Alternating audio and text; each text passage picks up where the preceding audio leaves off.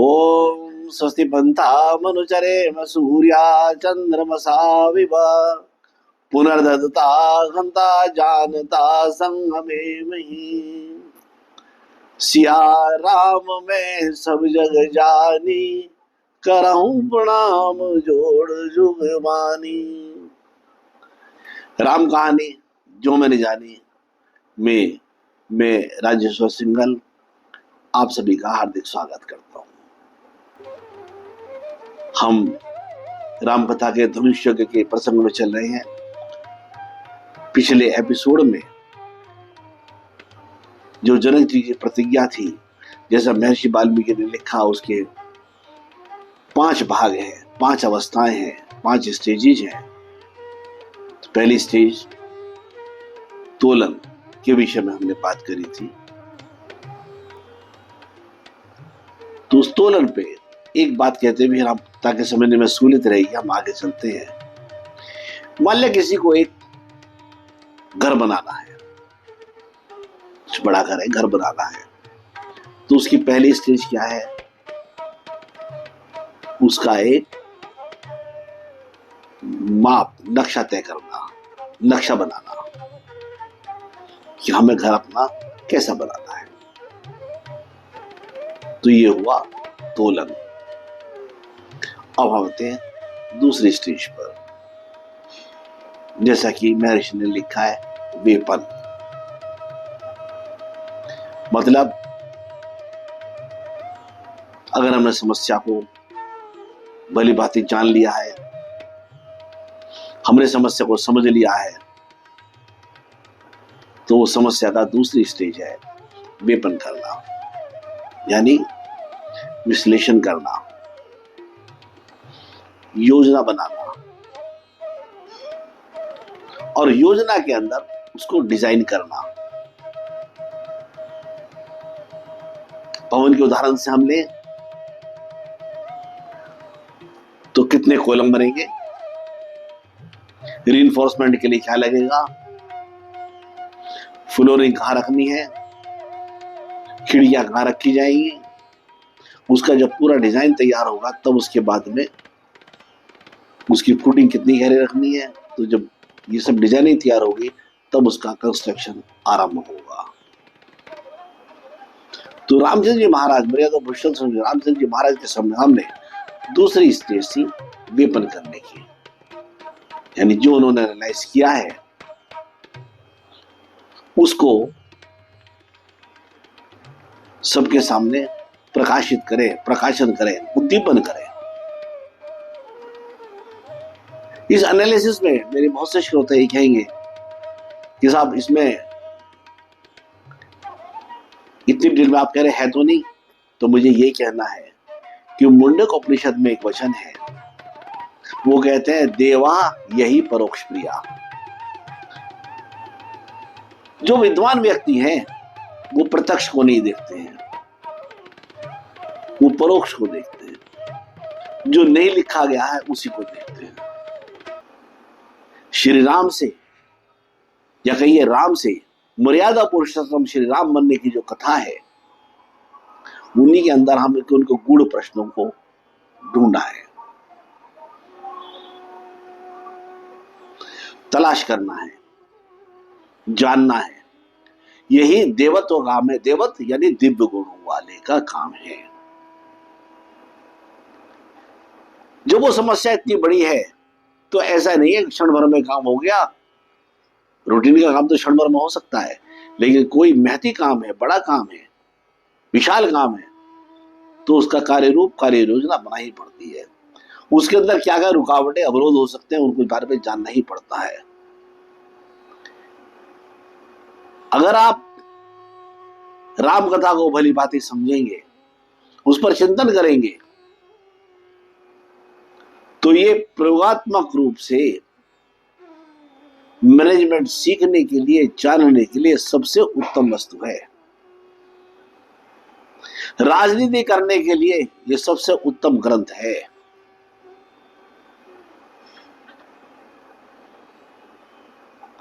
चरित्र बनाने के लिए सबसे उत्तम ग्रंथ है।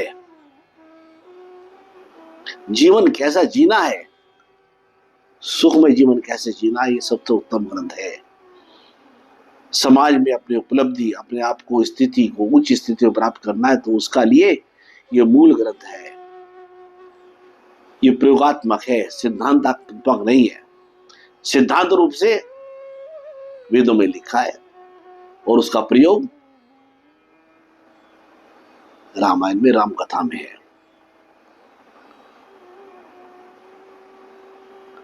तो रामचंद्र जी महाराज उसका वेपन करते हैं, उस समस्या का विश्लेषण करते हैं, उसकी एक कार्य योजना बनाते हैं। क्योंकि जो मैनेजमेंट के मेरे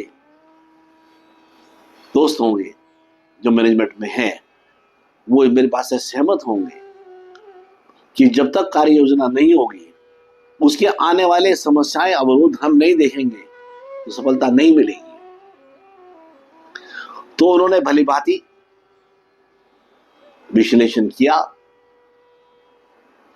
उस विश्लेषण का एक प्रेजेंटेशन रखा, प्रकाशन किया, सबको बताया कि ये समस्या है। दोस्तों, साधारण सी बात है, सभी के पास में, ज्यादातर लोगों के पास कार है या स्कूटर है या कोई व्हीकल है। वो सबसे पहले किसी खराब हो जाए, अंदर आपका मौन हो जाए, चल ना पाए,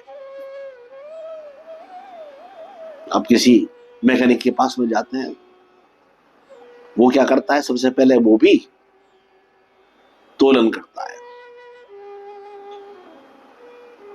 फिर प्रकाशन करता है, बताता है आपको कि इसमें साहब ये समस्या की संभावना है। तभी कार्यान्वयन के लिए आप उसको कहते हैं हाँ ठीक है, आगे बढ़ो। जब तक दो बातें नहीं होंगी, आगे बढ़ने की स्थिति नहीं आएगी। और वो ऐसा एक जटिल आयुध है, उसके लिए इन अवस्थाओं का आना आवश्यक है। धनुष को उसी रूप में लेना उत्तम नहीं होगा। जैसे वाद्य यंत्रों में जितने म्यूजिकल इंस्ट्रूमेंट्स हैं, अगर हम क्लासिफाई करें तो बहुत सारे यंत्र फूंक मार के बजाए जाते हैं, बहुत से चोट मार करके बजाए जाते हैं, बहुत से थाप दे करके बजाए जाते हैं, और बहुत से रगड़ पैदा करके बजाए जाते हैं। इसी तरह से धनुष और भाला जिसको आदमी हाथ से फेंकता है, धनुष जिसके अंदर आयुध को किसी यंत्र से फेंकता है। मेरा इशारा आप समझ रहे होंगे। आगे हमारे अंक में हम इसकी भी व्याख्या करेंगे। मेरी व्याख्या करने की बात नहीं है, महर्षि ने जो लिखा है, वाल्मीकि जी ने लिखा है, उन्होंने कोई शंका, कोई संदेह, गुंजाइश छोड़ी नहीं है। लेकिन वो जो उसके जटिल बिंदु है, उन बिंदुओं को अगर वो खोल करके लिखते तो फिर आपको रस नहीं आता। आपको ये लगता है कि आपको मैनेजमेंट की किताब पढ़ रहे हैं। उस रस के साथ में उस ज्ञान को देने के लिए, उस मैनेजमेंट के शिक्षा प्राप्त करने के लिए, उसका विश्लेषण करने के लिए आपको उसमें आना ही पड़ेगा। और मेरा भी एक चिंतन ऐसा ही है कि मैं आपको उधर की तरफ ले चलूं। तो वेपन पर हमने चर्चा करी, जिसमें विश्लेषण करना, उसका डिजाइन करना, उसके लिए योजना बनाना, योजना के सब पहलू पर चिंतन करना, और उस चिंतन करके अवरोधों को देखते हुए इस योजना पर हम कैसे क्रियान्वयन करेंगे, यह है समायोगम। ये कोई साधारण धनुष नहीं था कि गए, उठाया, तोड़ दिया। इसलिए जब परशुराम जी महाराज आए तो उन्होंने राम जी महाराज से कहा कि जो तुमने ये धनुष भेदन का काम किया है, यह आश्चर्यजनक है। ये बड़े शौर्य और पराक्रम का काम है, हर आदमी के लिए बस की नहीं है। अगर होता तो बाकी राजकुमार भी किसी न किसी स्टेज तक तो पहुंचते ही। लेकिन कवि की अपनी भाषा है, कवि लिखता हिला भी न सके, यानी समझ नहीं सके क्या है, क्योंकि समझने के लिए फिर उन्हीं स्टेज से निकलना पड़ेगा। हमने मेरे जीवन की समस्या को समाधान करना है तो इन 5 अवस्थाओं को सीखना, समझना और जीवन में उतारना जरूरी है। यही रामायण की शिक्षा है। अगर हमने रामायण पढ़ करके शिक्षा ग्रहण नहीं करी तो हमारा बिल्कुल ऐसे ही समझिए कि पुस्तक के साथ में 3 प्रकार की गति लोग बात करते हैं। एक गति क्या करते हैं, उसको बंद करा लाल कपड़े में, उसको दिया बत्ती दिखाई और हाथ जोड़े पूज लिया और रख लिया। दूसरे तरह के लोग बाग वो हैं, किताब को पढ़ा और सोचा कि अगले जन्म में आपको लाभ देगी, पुण्य प्राप्त होगा। लेकिन जो उसका सबसे अधिक महत्वपूर्ण अंग है वो है उसका विश्लेषण करना, समझना, अपने जीवन में उतारना। आज के अंक में इतना ही। अगले वाले अंक में हम समायोगम के विषय में बात करेंगे। अगर आपको मेरी वीडियो के कंटेंट्स अच्छे लगे, इसमें कुछ आपको नई सामग्री मिली, तो इसको अधिक से अधिक लाइक करिए, सब्सक्राइब करिए, शेयर करिए, आप कमेंट करिए। कोई प्रश्न आपका है मेरे सामने रखिए, मैं उसका